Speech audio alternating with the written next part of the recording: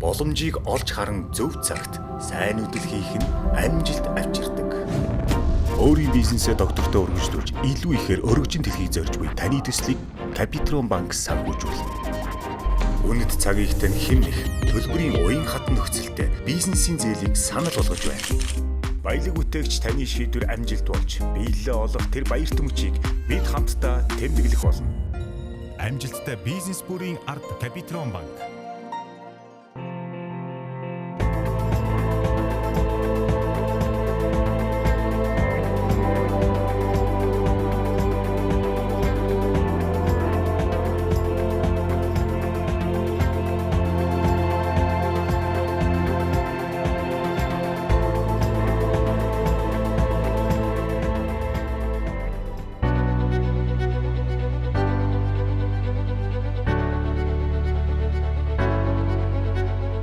Монгол оюун ухааныг дэлхийд таниулан сурталчилж, монгол хүний мэдлэгийн цар хүрээгээр дэлхийн нийтийн хөгжлийг Монгол боловсон хүчин бичлэлцэж байна.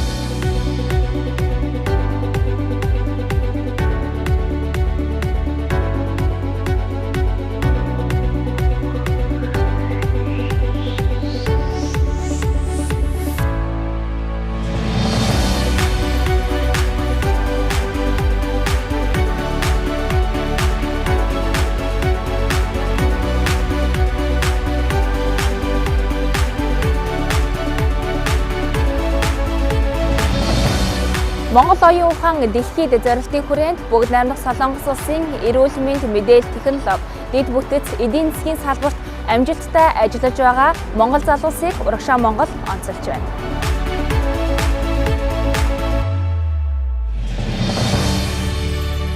Тэмүүлэл таны хөтлөн Урагшаа Монгол төсөл. 2016 оны байдлаар Монгол улсын 120 мянган иргэн хилийн чандад оршин суугаа судалгаа гарсан нь манай улсын нийт хүн амын 4% нь байгаа юм. Дэлхийн банкны тайланд дурдсанаар хилийн чандад байгаа монгол иргэдээс эх орондоо гуйлсан цалинхөлс нь 2015 онд үндэсний нийт бүтээгдэхүүний 2.7%-ийг эзлэж байна. Засгийн газрын тэтгэлгээр 2000-аас 2014 онд нийт 8500 оюутан суралцсан бөгөөд 2015 оны байдлаар хилийн чандад 40 мянган монгол оюутан суралцаж байна.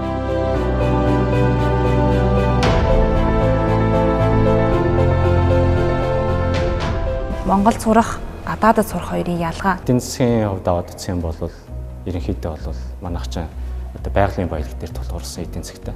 Яамны төвшөнд бодлого хийхгүй болвол одоо өнөөдөр байгаа агентлагийн төвшөнд бол эрх зүйн чадамжийн хувьд, үйл ажиллагааны цар хүрээний хувьд, ирээдүйн хувьд бол их тийм хаалттай төвшөнд. Монгол хүн бол Монгол улсынхаа баялаг. Тэгэхээр таны хувьд одоо яг олон улсын компанид ажиллаад, олон улсын группт ажиллаад мэдээж энд Монгол хүний оюун ухааныг бас дэлхийн нийтэд гайхуулж бас ажиллаж өсөж чадвараа харуулж байна. Солонгосууд маань болохоор президентийн хажуугаар нь цалин авдаг, хангамж сайн байдаг. Сүүлийн үндэсний их сургууль бол дэлхийд 33 дугаар байранд, Азиад 7 дугаар байранд, улсад бол тэр үлдэх шүү дээ. Нийт 31 мянган гаруй оюутантай гэдэг. Тэгэхээр яг энэ том зах зээлд энэ том сургуульд бас Монгол улсаа төлөөлөн суралцаж байгаа оюутнуудын бас нэг байгаа шүү дээ, тий. Архитектур, хот төлөвлөлт. Тэгэхээр энэ бол Монгол улс зайлшгүй хөгжих ёстой нэг зүйл байгаа шүү дээ, тийм ээ. Хот төлөвлөлт, архитектур, одоо интерьер дизайн гэж Монголд бол одоо яг хөгжлийнхөө эд шатанд явж байгаа. Тэгэхээр Солонгостой ингээд харьцуулах юм бол эзэмсэн мэрэгчлэрээ очиод бас юу хий гэж бодож байна. Юм бодсон зүйл байгаа юу? Бодсон зүйл бол ер нь бол байгаа. Монголд бол хот төлөвлөлтөөр яг одоогийн байдлаар мэрэгчлэлтэн гаргаж одоо л дөнгөж эхэлж байгаа. Ер нь бол гаргаж байгаагүй ихэнхдээ архитектур гаргасан. Тэгээд миний яг мэрэгчсэн хотын дизайн гэдэг мэрэгжил болохоор анх Европоос үүсэлтэй. Дэлхийн нийтээр хотын төлөвлөлт гэж явж байсан. Одоо болохоор дизайн хүнд яаж ээлтэй дизайн гаргахгүй. Тэгээд зөвхөн төлөвлөөд бид нэр тэр хотыг хүмүүст ээлтэй болгож чадахгүй байна. Хотын дизайн хүнд одоо байгальтай ээлтэй бас хүндээ ээлтэй яаж төлөвлөх вэ гэдэг талаар тэр чиглэлээр ер нь бас сурж байгаа. Тэгээд Монголд болохоор яг дизайн гэдэг ойлголт бол байхгүй болохоор хот төлөвлөлт гэж яриад байгаа.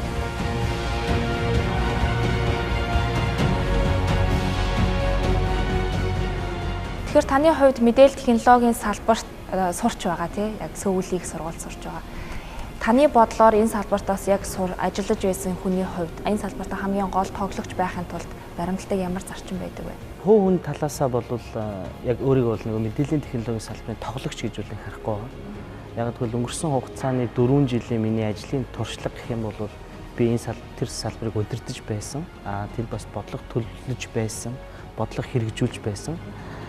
Тэр утгаараа харахад бол мэдээллийн технологийн салбар өөрөө Монгол улсад одоо цаашид яам болж хөгжих хэрэгтэй юм байна гэдгийг бол одоо энд ирж сурж байхдаа бүр их баталгаажуулж ойлгож байна л да. Ер нь бол Монголоос бусад улс орнуудын тухайд бол заавал энэ өөрөө яам болох төвшөнд очсон байгаа. Бүгд ер нь яамтай байдаг. Тэгэхээр энэ өөрөө яагаад яам болох ёстой вэ гэхлээр өнөөдөр аж үйлдвэрийн 4-р хувьсгал дэлхийд даяар эхэлж байна.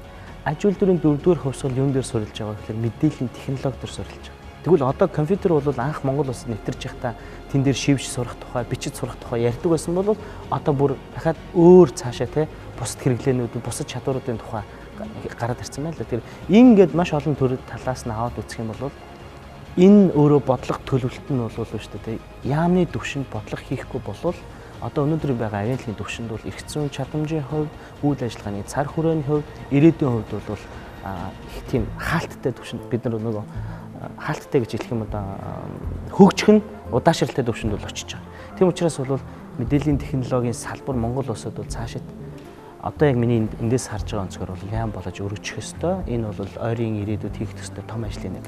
За улс өөрөө дэлхийд тоглогч байж чадах уу гэж. Тэгэхээр мэдээллийн технологийн салбар гэдэг зүйл маань өөрөө нэг зүйлээр онцлог байдаг. Дэлхийн нийт дээр нэг хэлээр бичигддэг. Тэр нь юу хэлж ийнэ гэхээр код гэдэг нэг л хэл байдаг. Тэр код гэдэг нэг хэл нь өөрөө дэлхийд өрсөлдөх боломжийг маш өргөн цар хүрээгээр нээж өгсөн учраас монголчууд хүн амын тоо цөөн, газар зүүн байршил гэдэг зүйлээс үл хамааран дэлхийд тоглолт хийх маш том боломжуудтай байгаа.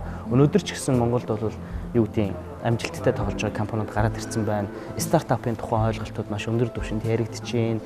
За тэгээ ер нь бол бүх төрөлд бол мэдээллийг маш хурдцтай авч байгаа учраас залуучууд энэ чиглэлийн мэрэгчлэнүүд бол хурдцтай өсөж хөгжиж байгаа. Тэгэхээр би ойрын ирээдүйд бол Монгол улс бол компаниудынхаа төвшөнд бол дэлхийд бол өрсөлдөж чадах байхаа гэж бодож байна. Зүгээр яг улс өөрөө бодлогын төвшөнд яг миний түрүүний өмнө хэлсэн яам болгож өргөжүүлж иж бусад улс орнуудтай өрсөлдөх төвшөнд хэмжээнд очих байна.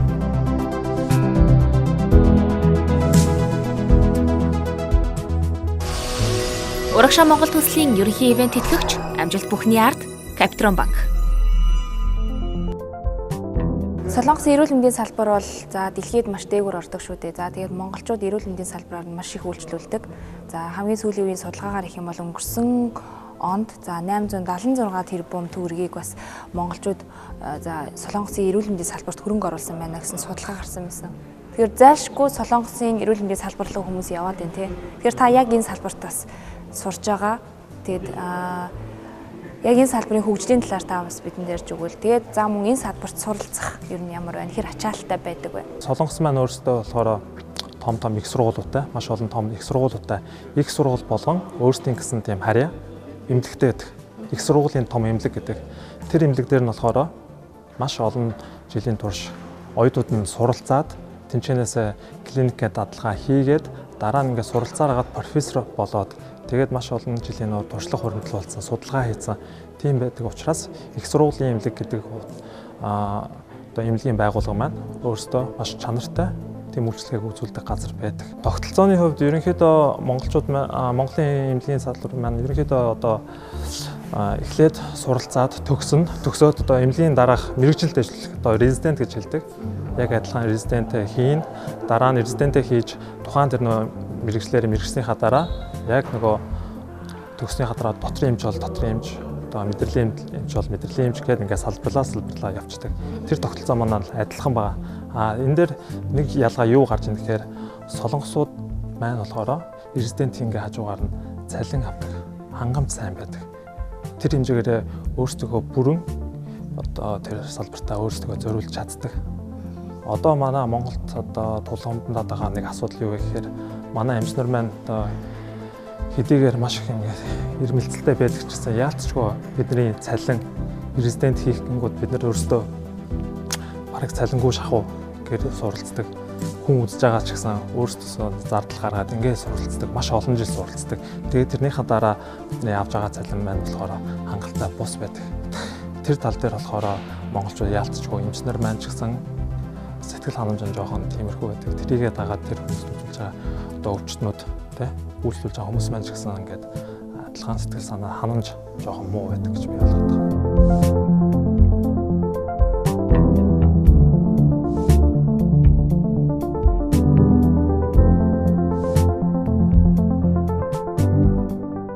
Таны хувьд бол Дэлийн за Солонгосын бас томоохон группүүдийн нэгт бас ажилладаг шүү дээ тий. Тэгэхээр энд ажиллаад хэр их удаж जैन тэгээд яг ямар салбарт нь ажиллаж байгаа вэ? Яг хөө Дэлийн компанид товч танилцуулах юм бол Солонгосын одоо том 15 том группүүдээ нэг болж явдаг. Мэдээж Солонгосын бол бүх одоо инженер болон дэд бүтц тэр чиглэлээр бол тэргүүлэгч компани нэг. Дэлхийн томоохон төслүүд дээр газрын тосны төсөл болон дэд бүтцийн төслөл байнга оролцдог хөрөнгө оруулагч компани байгаа. За яг миний хувьд бол энэ компанид ороод бол 7 дахь жилдээ ажиллаж байна. Хөрөнгө оруулалтын менежерийн чиглэлээр ажиллаж байна. За энэ хийж байгаа төслүүд маань бол сүүлийн ажиллаж авах хугацаанд бол нийт бол 20 орны төсөл дээр нийт хөрөнгө оруулалтын төсөл. Хөрөнгө оруулалт бол инженерийн төсөл дээр ажиллаад байна.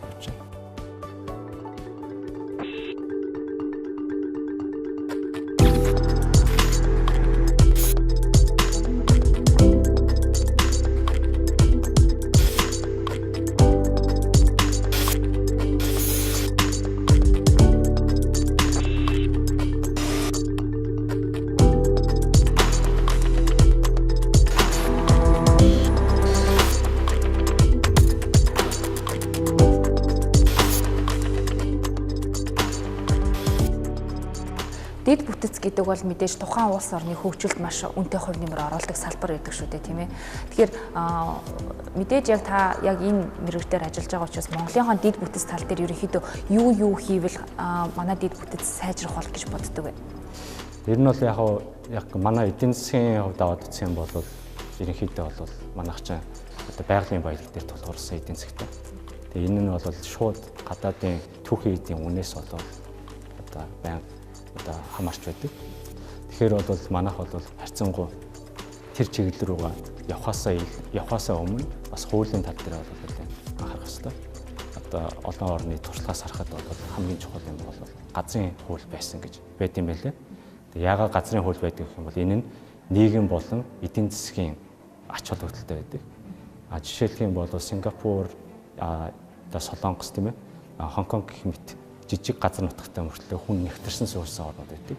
Тэгээ энэ орнуудад ямар хэмжээд гэхээр анх бол үүсэж байхдаа нөгөө хөгжиж байгаа орн байх үедээ болохоор яасан гэхээр газрын бол хуваарлт аюул муу байсан. Хууль байгаагүй учраас. Дээр нь хуваарлт байхгүй учраас одоо газрын үн дэндүү өндөр үнэтэй болоод дэндүү хөөрөлтөд үл хөдлөлийн үнэд аюул өндөр болчихсон. Тийм болохоор нөгөө хүмүүсүүд чинь тэндээ нөгөө гоё амьдралтай байранд байгаа тий. Тэр юмуд бүрддэг байсан. Тэрийгээ дагаа дэд бүтц нь бас ерөөс хөгжиж өгөхгүйсэн. Тэгэхээр энийг л хөгжүүлэх аргуудыг хийхин тулд хууль гараад тэрийгээ яаж хэрэгжүүлсэн гэхээр олон хүмүүсүүдийг одоо амьдрах тийм байраар хангаж өгөөд засгийн газраас нь урт хугацааны тэгээ хүмүүсүүд нь болохоор зөвхөн сар болгон өөрсдийнхөө зүгээр одоо байрны одоо хэрэглээнийхээ төлбөрийг төлөөд тэгээд 20 жилийн дараа болохоор тэр байрыг худалдаж авах уу эсвэл өөр байранд өөрөө орох уу гэдэг сонголтын нөгөөд. Тэгэд ингээд ирэхээр нөгөө хүмүүсүүд чи яг жишээлбэл нөгөө хүн өөрөө яг байртай болоод илүү гоё тэрэндээ нийгэмшээ, илүү тэрэндээ өөрийнхөө амьдралын хэв маяг нь бас өөрчлөгдөж илүү гоё амьдрахын хүс ингээд явт юм байна л да. Тэр хэмжээгээр илүү бүтээмж нь өсөөд. Эдийн засгийн талаас бодоод үзэх юм бол нөгөө байрны үн юм уу одоо газрын үн гэдэг юм чинь одоо яг хяналттай болчиход байгаа байхгүй. Урагшаа Монгол төслийн ерөнхий ивент тэтгэгч амжилт бүхний ард Oron банк. Урагшаа Монгол төслийн ерөнхий ивент тэтгэгчээр ухаалаг ирээдүйн зүгт хамтдаа Oron банк. Гадаад хүмүүстэй өөр бусад улс орны хүмүүстэй яг хамт ажиллаад нэг баг хамт олон болоод хамтраад ажиллаа явж байхад ерөнхийдөө онцлог давуу талууд ер нь юу байх вэ? Хүнд яаж ээлтэй дизайн гаргах уу? тий зөвхөн төлөвлөөд бид нэр тэр хотыг хүмүүст ээлтэй болгож чадахгүй байна. Монголын хүн ам нь бусад дэлхийн хүн амаас нэг арай жоохон онцлог нэг юм байдаг. Тэр нь болохоор технологийн мэдрэмж арай өндөртэй байдаг. Ялангуяа Арабын орнууд ч юм уу. Тэгэхээр тийм нэг зах зээл дээр ингээд ажиллах боломж маань бол одоо жишээлбэл яг бүрдээд байгаа байхгүй. Мэдээж би энд сурсан зүйлүүдээ бас очиод монголчуудаа одоо хуваалцахыг хүсэж байна.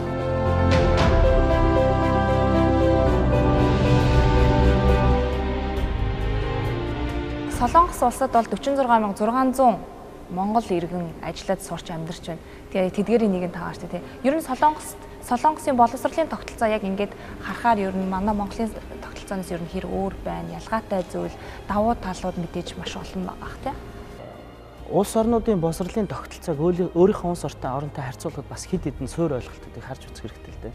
Нэгдүгээрт бол газар зүйн онцлог байдаг. Хоёрдугаарт хуучин энэ боловсролын тогтолцоо үүссэн нөгөө их сурвалж буюу те хаанаас гаралтай вэ гэдгээс нэлээд хамааралтай байдаг.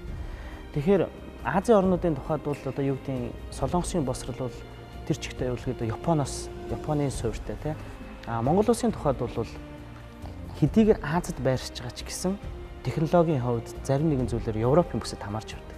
Энэ нь өөрөө бүр олон улсын захиргааны холбооны байгууллагын бүсчиллээрээ ч бүр Европын бүсэд хамаарч явдаг байхгүй. Тэр утгаараа ерөөдөө бол нөгөө Орос школ гэж хүмүүс ярьдаг тийм ээ. Оросын боловсролын тогтолцоо бол өнөөдрийн хүртэл хэвээр хадгалагдаад явж байгаа. Энэ Оросын боловсролын тогтолцоон дээр сүүлийн үед ингээд шин тутамд гарч ирж байгаа Америкийн боловсролын тогтолцоо, Азийн боловсрол, бусад хөгжилтэй орнуудын боловсролын тогтолцоог маш ихээр оруулж ирж нэвтрүүлж байна л да.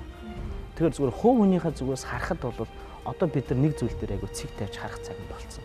Яг бид нар ямар стандартыг барих ёстой. Энэ стандартаар л бид нар 100% тэрийг бүр яг хуулах ёстой бол хуулаад хөгжүүлэх ёстой бол хөгжүүлээд явахгүй бол энэ олон талаас авчирсан одоо юу гэдэг набор шиг тийм чихрийн цоглол шиг энэ зүйл чинь ирээдүйдээ бид нар бол маш том эрсдлийг бий болгож байна. Одоо юу гэдэг IQ-гийн түвшнэр монголчууд өндөр байгаад байна. Дэлхийн оюуны олимпиадад монголчууд олимпиад мундаг байгаад байна гэж байгаа нь монгол хүний оюуны цар хүрээг үнэлж байгаа боловч доктортой суух, гараас бүтээгдэхүүн тийм одоо чанартай бүтээгдэхүүн гаргах гэдэг олон чадваруудаараа бусад улс орноос харьцуулахад унж байгаа хэрэг.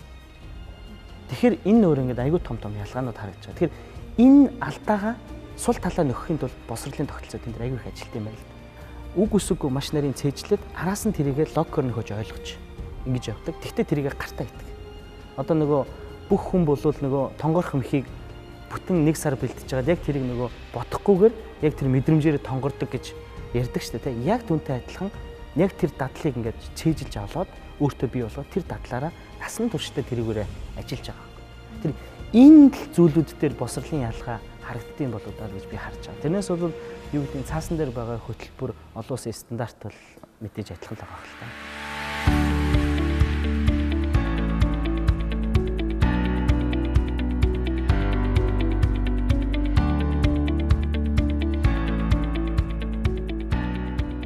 Яг ингээд суралцаа явж байхад за оюун ухаан чадварын хувьд, мэдрэмжийн хувьд Монгол оюутнууд ер нь хэр байдаг вэ? Солонгосчуудтай харьцуулбал за солонгос оюутнууд бол суугаа сурцсан байд юм байна. За альва зүйлийг маш их цээжилдэг юм байна тий. Монгол оюутнууд болохоор арга барил нь ямар байдаг вэ? Тухайн байдалтай зохицож чаддаг юм уу тий. Тэгээд одоо сэтгэн бодох чадвар арай илүү гэж надад санагдсан. Цээжлэхээсээ илүү ойлгодог баг. Тий, ойлгодог. Тэгээд арай чөлөөтэй сэтгэдэг. Яг ялангуяа одоо архитектурын салбарт болохоор илүү шинэ дизайн хүмүүсийн боддоггүй тийм дизайныг гаргах хэрэгтэй байдаг. Тэгэхээр Монголд гаргадаг Монгол хүмүүсийн бодож байгаа, солонгос хүмүүсийн бодож байгаа жоохон өөр өгдөг. Одоо сурч байхад ихэнхдээ солонгос оюутнууд бол дандаа апартад амьдарч исэн. Багасаа төрхөөсөө одоо хүртэл апартад амьдарч байгаа тийм хүмүүс байдаг. Тэгэхэд миний хувьд болохоор гэрт амьдарч үзсэн, байшинд амьдарч үзсэн, апартментад амьдарч үзсэн, орон сууцтай амьдарч үзсэн. Тэгэхээр арай нэг хүний амьдрах орчин ямар байх хэвээр тал дээр нэг тийм өөр ойлголттой байдаг гэж бодогдсон. Тэгэхээр арай нэг чөлөөтэй сэтгэх чадвартай байдаг юм уу гэж бодогдсон.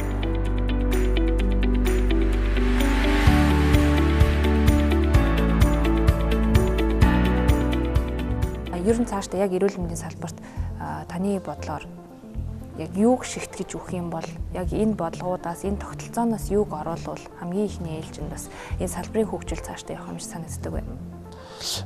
Эхний ээлжинд болохоор мэдээж суралцж байгаа анх ингээл эмч болъё гэж хүсэлтэд анагаахын сургуульд ороод ингээд суралцж байгаа хүүхдүүдийг маш чухал. Засгийн газраас тэр сурах гэж хэмжнэрийг одоо оюутан болгож авах сурах байгаа тэр хүүхдүүдийг хяналтанд авах хэрэгтэй. Тоог нь хязгаарлах хэрэгтэй. Эхний ээлжинд. Дараагийн ээлжинд юу хэрэгтэй вэ гэхээр бид нэр даатгалын системээ сайн хөгжүүлэх хэрэгтэй. Солонгосын хувьд болохоор даатгалын систем маш сайн хөгжсөн болохоор ер нь бол даатгалыг хүн болгон төлж байгаа тэр хэмжээгээр маш сайн одоо үр дүнгийн хүртэж чаддаг. Монгол маань бас тэрийг бас сайн судалж хэрэгжүүлэх хэрэгтэй байдаг.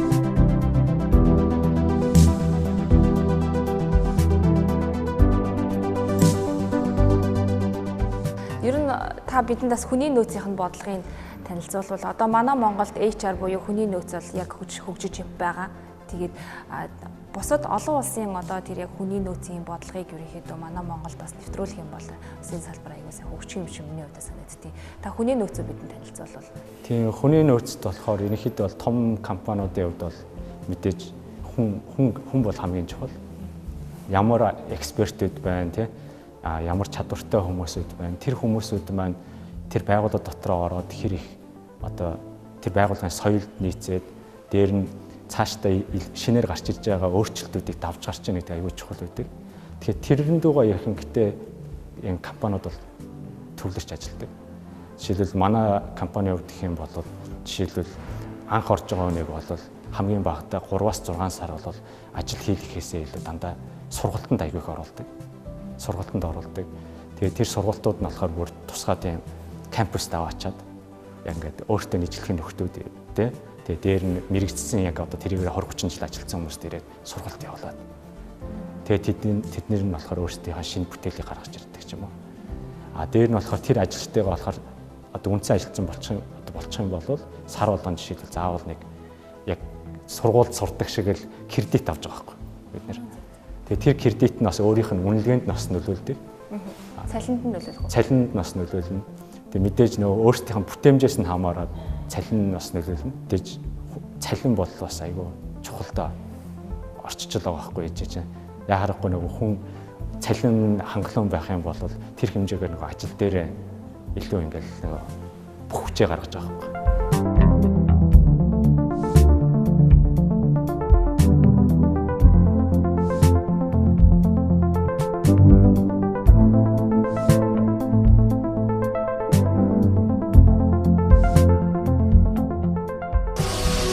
Урагшаа Монгол төслийн ерөнхий ивент тэтгэгч амжилт бүхний ард Капитрон банк. Монгол улсын дэвшил өндөр технологи, инновацийг нутагшуулах, үйлдвэрлэлийг хөгжүүлэх бодлогыг хэрэгжүүлэхэд өндөр мэргэжил эзэмсэн боловсон хүчин хэрэгтэй. Монгол залуучууд олимпийн авраг болж чадаж байна. Дэлхийн хөгжлийг тодорхойлогч, тэргүүнийг сургуулиудад амжилттай суралцаж, олон улсын тэргүүлэгч групп компаниудад ажиллаж, хүсэл тэмүүлэл, шаргуу хөдөлмөр, тууштай байдал, хүс хүчээ зориулж амжилтанд хүрч, хөгжлийн ирээдүй болон Монгол улсаа урагшлуулахаар зорж байна.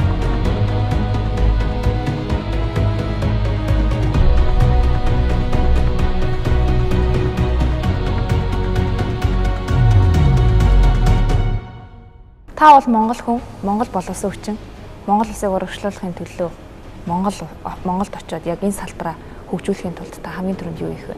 Би одоо яг Сүүлийн үндэсний сургуулийн инженерийн сургуулийн технологийн менежмент, мэдээллийн технологийн бодлого төлөлт гэдэг чиглэлээр сурч байгаа. Одоо бодож байгаа зүйлүүд маш их байна. Тэгээ яг миний үнэхээр том харж байгаа зүйл бол үнэхээр чаддаг байгаад боломжнд байх юм бол мэдээллийн технологийн салбарт үнэтэй хувь нэмэр оруулах том бүтцийн өөрчлөлт дээр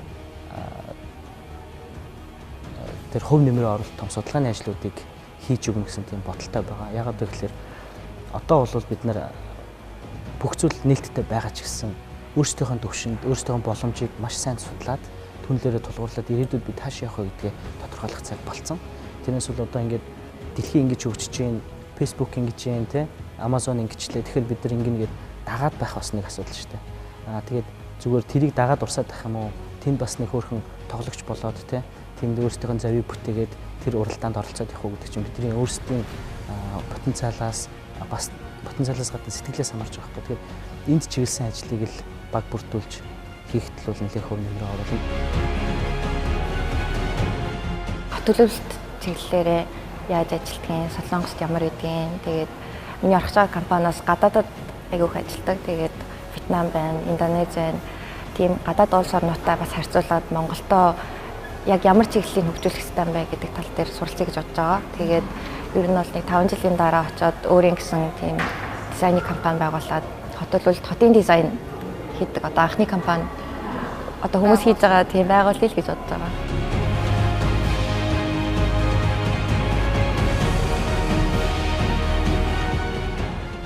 Мэдээж би энд сурсан зүйлүүдээ бас очиод монголчуудаа одоо хуваалцахыг хүсэж байна. Сургуульд одоо хүүхдүүдэд өөрийнхөө сурсан зүйлийг хуваалцахыг хүсэж байна. Хажуугаар нь бас эмнэлэг байгуулад монголчуудаа бас чанарын өндөр түвшинд бас хэмжлэхийг хүсэж байгаа. Хэдий одоо манай Монголын одоо анагаахын салбар одоо их эрчимтэй хөгжиж байгаа ч гэсэн тэр маань хөдөө орнууд руугаа тэдийлэн ингэж тэлж чадахгүй байгаа байхгүй юу. Тэгэхээр бас тэр нөгөө нэг үйлчлэгийг авч чадахгүй байгаа хүмүүст аль болох хүрхийг хичээдэг.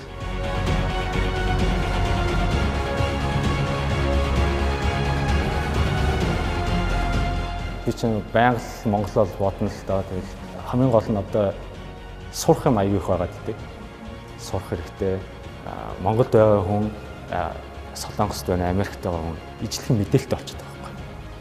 Тийм мэдээллийн хувьд энэ газар зүйн байршил гэдэг чинь ерөөсөө ингээд чухал биш болчиход байдаг. Тэгэхээр миний хувьд болохоор жишээлбэл яг Солонгосын компаниуд бол дэд бүтц инженерийн чиглэлээр бол аягүй том одоо зах зээлтэй Солонгостой дээр дэлхийн зах зээл дээр ялангуяа Арабын орнууд ч юм уу. Тэгэхээр тийм нэг зах зээл дээр яг ингээд ажиллах боломж маань бол одоо жишээлбэл яг бүрдээд байгаа байхгүй. Аль болох өөрөөс сураад илүү их бүтээгээл энэ салбартаа байр суурь ажилтсан юм бол эргээд Монголд илүү их юм хийж болох гэдэг байгаа байхгүй. Залуучууд ч гэсэн бас зөндөө үзэж байгаа шүү дээ. Тэгэхээр тэр залуучууд ч гэсэн бас яг глобал руу гараасаа тэгээ тэрийгээ илүү суралцаад Монголдо эргээд те гаднаас ч хамаагүй ингээд илүү Монголнууд чиглээд засгийн газар нь болохоор төрийн бодлоготой гадаад гаргасан залуу экспертүүдийг яаж холбогдуулах гэдэг талаас нь ингээд яваад бол аюу гоё.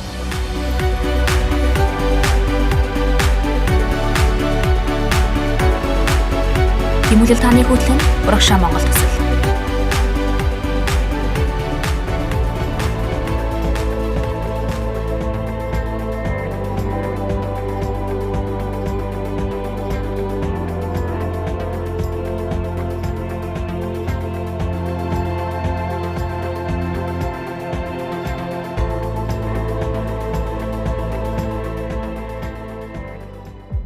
Боломжийг олж харан зөв цагт сайн үдэл хийх нь амжилт авчирдаг. Өөрийн бизнесээ доктортой өргөжлүүлж илүү ихээр өргөжин дэлхийг зорж буй таны төслийг Капитрон банк санхүүжүүлнэ. Үнэт цагийг тань хэмнэх төлбөрийн уян хатан нөхцөлтэй бизнесийн зээлийг санал болгож байна. Баялаг үтээгч таны шийдвэр амжилт болж биелэлээ олох тэр баяр төмчийг бид хамтдаа тэмдэглэх болно. Амжилттай бизнес бүрийн ард Капитрон банк.